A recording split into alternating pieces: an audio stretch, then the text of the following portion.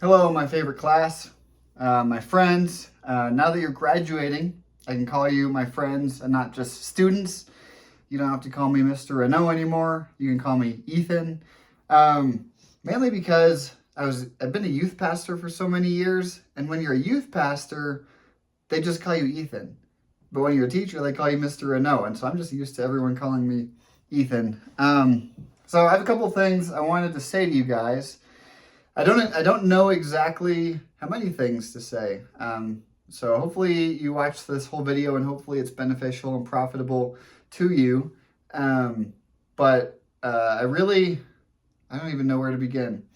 First thing I want to say is I'm really, really sorry because I don't think I'll be able to make it to your graduation. I really wanted to be one of the people who could make it, who could come back to Guatemala for that very special occasion. You guys all meant a lot to me. I really miss you guys. I value you guys. You were great students. I still cannot believe it's been that long and that you guys are already graduating high school. But I most likely will not be able to make it to the graduation.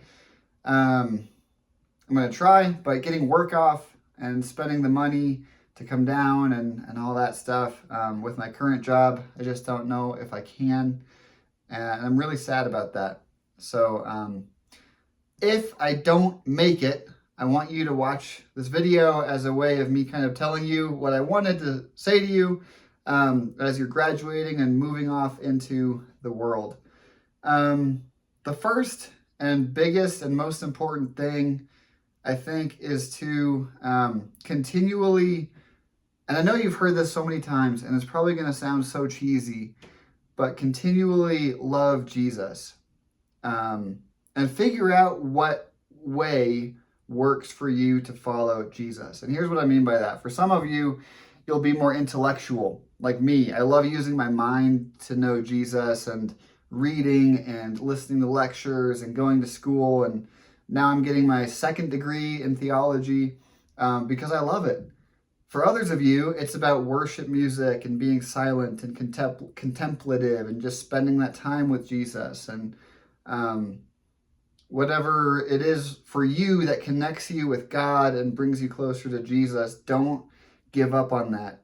And I wish I had taken more of this advice when I was younger, throughout my whole life. I'm 33 now, and I could have done so much better.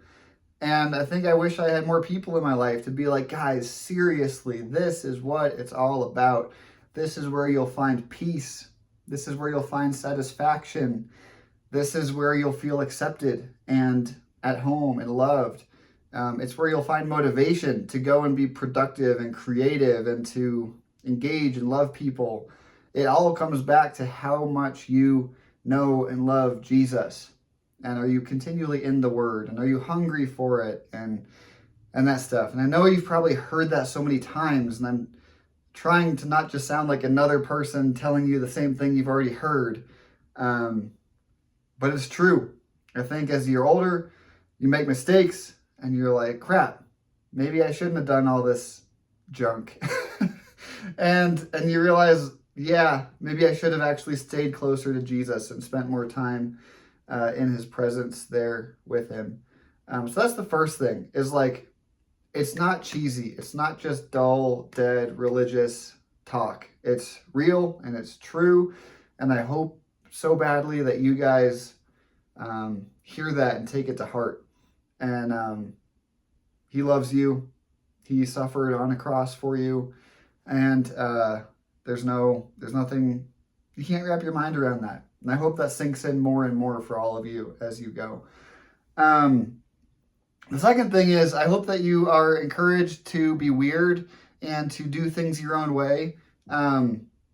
Maybe especially in light of the first statement, there's no right way to live.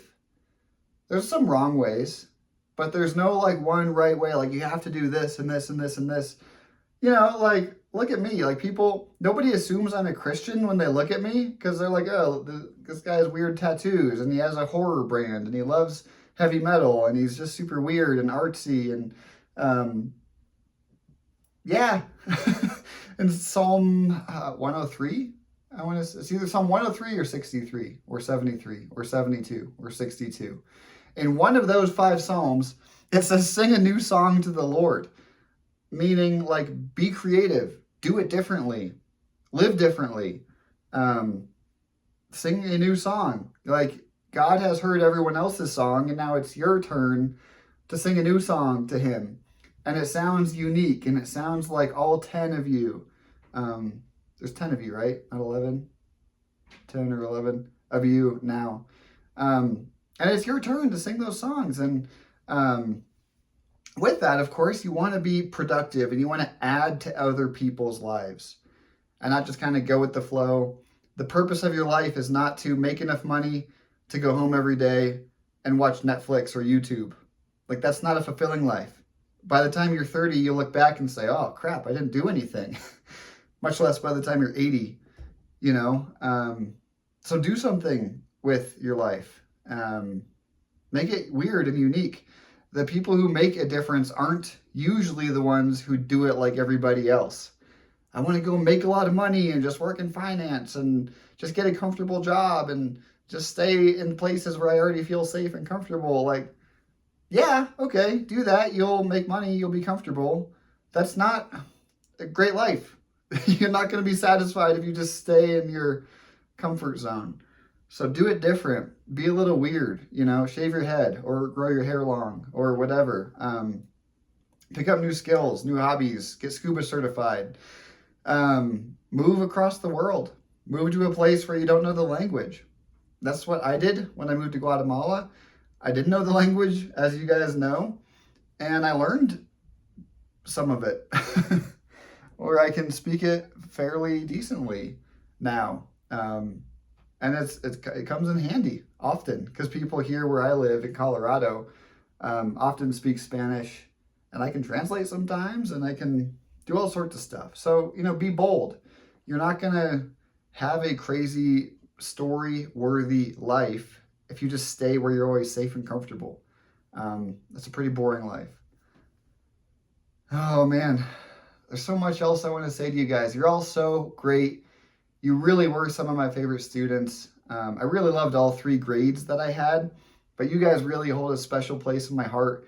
And the fact that you reached out to invite me to come back to your graduation means so much. I wish I could just be there and hang out with you guys some more. It might be the last time you're all in the same place at one time. And I really am hoping I can make it, but I probably won't. I'm really sad about that. You're all so smart and dedicated and kind to each other and respectful and driven. And I really love that about you all. You all left a big impact on me. I loved getting to talk about philosophy and history and English and writing and literature with you guys. It was really great. I really loved scaring you and screaming and putting some of you in jail, if you remember going to jail. It was super fun. Yeah, so those are the main things I wanted to say to you guys. And you probably all already know this. Look at this. But don't undervalue education either.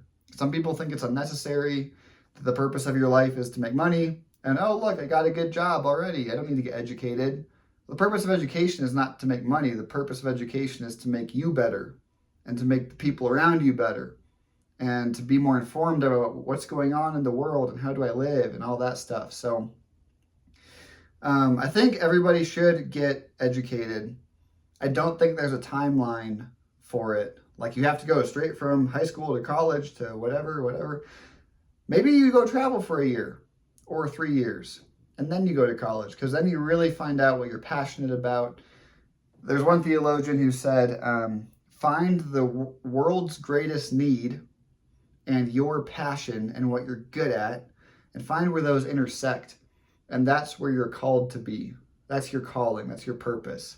It's not just a career, but a calling is like higher than this. Like, why am I on this earth? It's not to make money. It's not to watch YouTube and be entertained. It's not to be comfortable.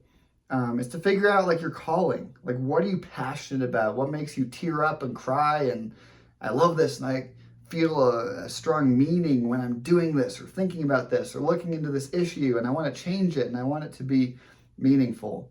If you can figure out where the world has a need and where you have a skill and a passion, that's where you belong. So you guys are going to hear a lot of advice the next couple months. You're graduating. You probably already are hearing a lot of advice. I hope I'm not just throwing more noise into the background, but please reach out to me anytime, day or night, email, Instagram, whatever. You can just reach out if you ever want to talk more. I know it's been so long since I've seen you guys, and I miss you. I really hope you're doing well, and I know for a fact that you guys are all going to go really far and prosper and just be so successful because you're so sweet, you're so kind, you're so smart, and so driven. And I'm really, really, really proud of you guys for making it this far, and you're awesome. So hopefully I'll get to see you soon. I don't know when that'll be exactly, but yeah, much love, you guys, from Ethan, or Meester. Yeah, miss you guys, love you guys, do well, go far, you're awesome, bye.